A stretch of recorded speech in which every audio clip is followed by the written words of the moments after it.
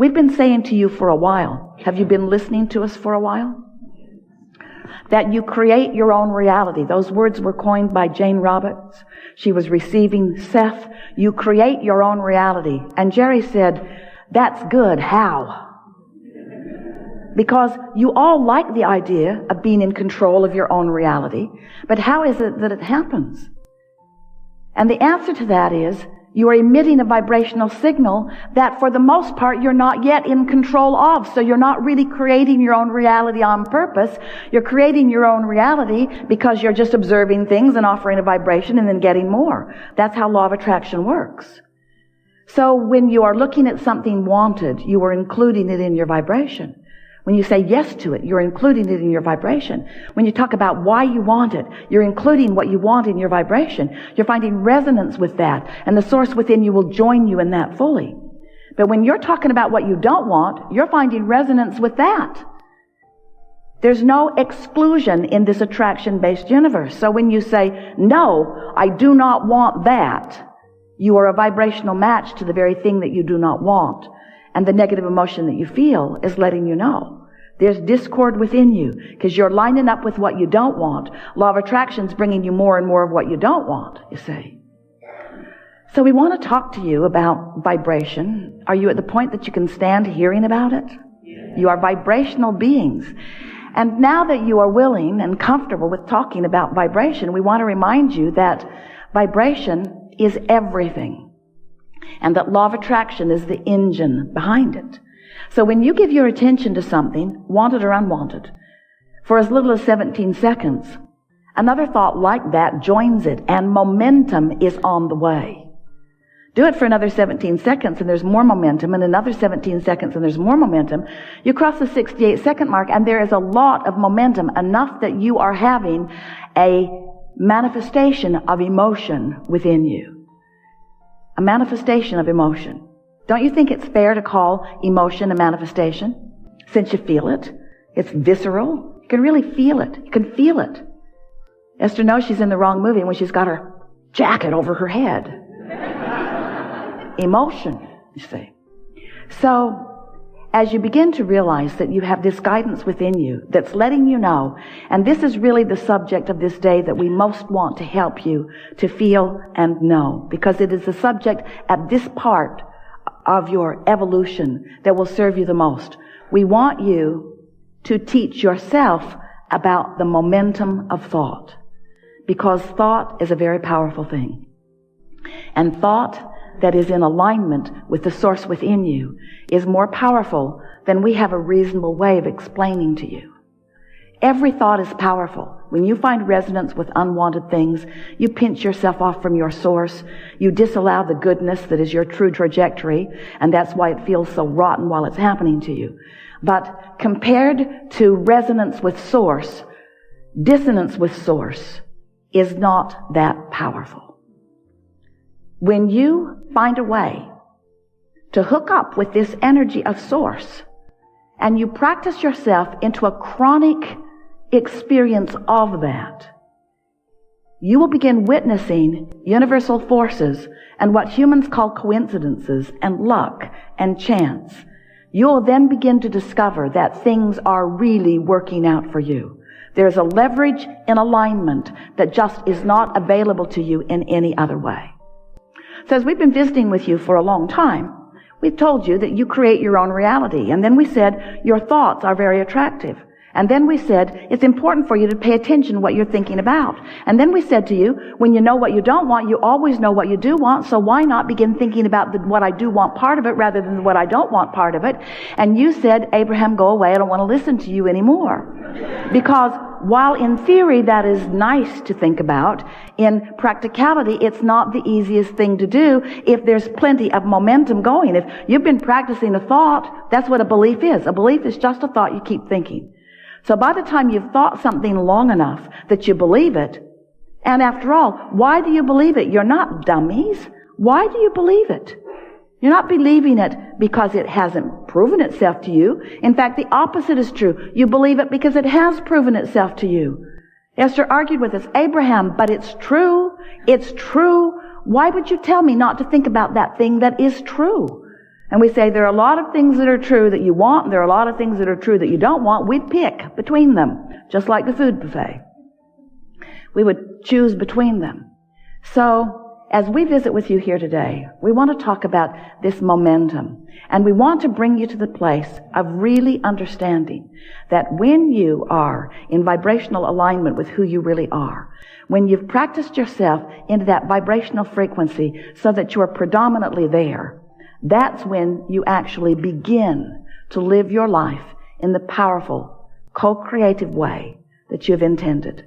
That's when true life begins for you in the way that you planned. That's when you really get on the trajectory that you intended when you made the decision to come here to begin with.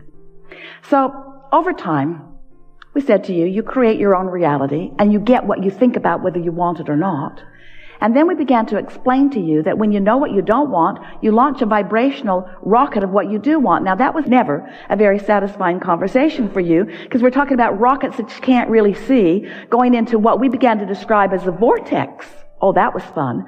The vortex of creation. It was such a good concept, such a good way of explaining to you. We wrote a whole book about your vortex, saying to you, get into your vortex, get into your vortex.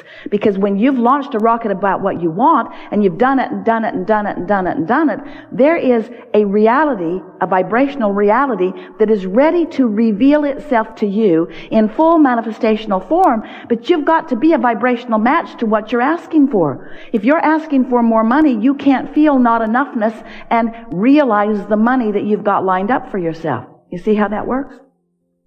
So we began talking to you about this vortex of creation, and many of you resonated with it. You got the idea of it, that there is a vibrational reality that is in place before there is a manifested reality. But it's hard for you to make that jump in most cases because you are so accustomed to translating things visually and auditorially and with your nose and your fingertips and your tongue. You're so good at that when we talk about a vibrational reality that you cannot see and that you cannot hear and that you cannot smell or taste or touch, it wasn't as real as you wanted it to be. And then we began to explain, but you can feel your way into it. When you're happy, you're there.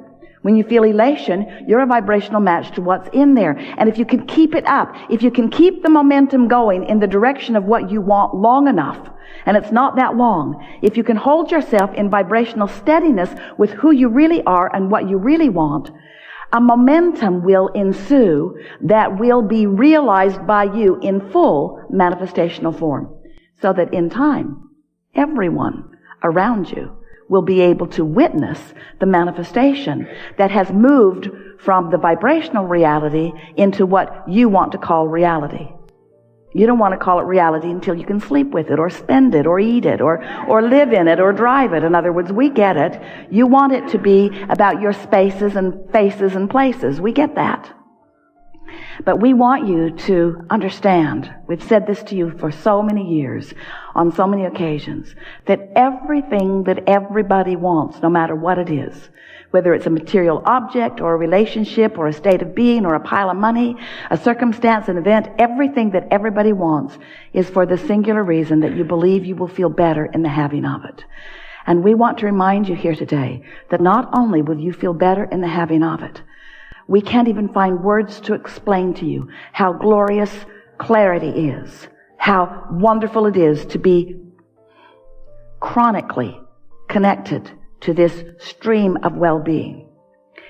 So now we have another way of explaining it to you. So the vortex, which is the vibrational reality, which some of it you're allowing yourself to live and some of it not, this vortex has enough in it to keep you busy for 20 or 30 lifetimes. So if you can relax and expect good things to come to you, then more of the things that you've defined begin to flow specifically into your experience. It's such a nice thing.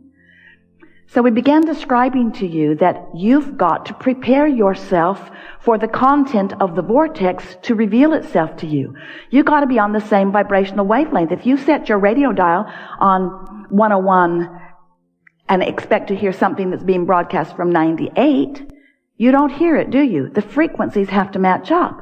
So your vortex is set on a high frequency. If you set yourself on a lower frequency because you're mad at that guy or irritated about that or disappointed about that or lonely about that, you have lots of reasonable excuses. We just don't think that you should argue for them so much. So as you hold yourself in vibrational difference from the vibration that is in your vortex, then you disallow yourself the full manifestation of it.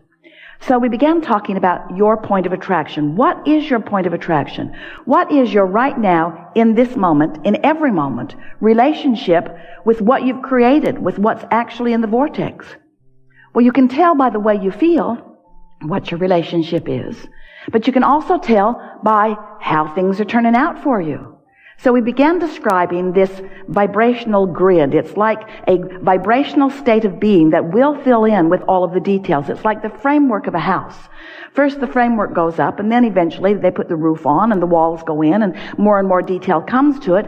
But initially there's a sort of a grid-like structure, and we want you to be aware that you've got this grid-like structure going on all the time that you have control over, that most of you have not been exercising your control as much as you can, or even hardly at all, because you've been observers of things rather than determined that you're going to prepare a grid, a point of attraction that matches what's in your vortex. So as we began describing this point of attraction, this grid, reminding you that your emotions are your indicator of really where your grid is. So if you recall the conversations that we've had about the emotional scale, where there is despair or powerlessness, and there is revenge, and there is frustration, and there's hopefulness, and then there's love and eagerness and all of those things that feel so good, appreciation. So this emotional scale, we want you to now superimpose over this emotional scale of not feeling good to feeling really good, these spinning discs, your point of attraction. So Esther began thinking to herself, what disc am I on? She'd say to someone, I'm on the Henri disc, so you might want to stay away. But the truth of it is, no one can stay away because law of attraction is so powerful, especially if there's momentum going. So what really happened is, even though Esther said, stay away, I'm Henri, really what happened, other Henri people joined her on her disc. And then when they would get there, she would say, you're really Henri, I really don't like you being here. And they would say to her, well, you're Henri too. I really don't like you being here. But here we are, Henri together, just like law of attraction says that we must be. So if you really want to know what disc you're on, just look around. If there are Henri people around you, that's your disc. Because they're not getting on otherwise, you see. They cannot defy law of attraction and jump on, oh yeah, I was on a high-flying disc, I was doing so good, I was just soaring, and then you showed up. No, that's not really what happened. No, I was worried about you showing up. I remembered the last time you showed up. I was tensing against you showing up. I was remembering how much I didn't want you to show up. I was shouting, no, don't show up, and then you showed up. That's really how it happened. In other words, law of attraction is a very powerful thing, you see. And so Esther started having fun with these discs. She said, Abraham, it's like the 7 dwarfs. There's the happy disc, the grumpy disc, the passive-aggressive disc. She's up to about 200 dwarfs now, as she's finding all kinds of places in this range of emotions. But so we want to call your attention to your point of attraction. That's really what we want to talk about. Because if you will take it upon yourself as your conscious responsibility to choose the disc that you're on and then stay there deliberately by thinking about things that make it easier and easier for you to stay there, then you're going to start rendezvousing with more and more that makes it easier to stay there until you will have a momentum going that will keep you chronically, usually, often, most often on this high-flying disc. It's really, really wonderful to be on the high-flying disc, tuned in, tapped in, turned on, feeling clarity and passion and love and appreciation. Your view of the world from the high-flying disc is the view of the world that the source within you holds. That's who you're rendezvousing when you rendezvous on this high-flying disc. You're rendezvousing with source, and that's why you're so clear. That's why you're so funny. That's why you're so knowledgeable. That's why you feel so good. That's why you have so much vitality. That's why you feel tuned in, tapped in, turned on, because you are, you see.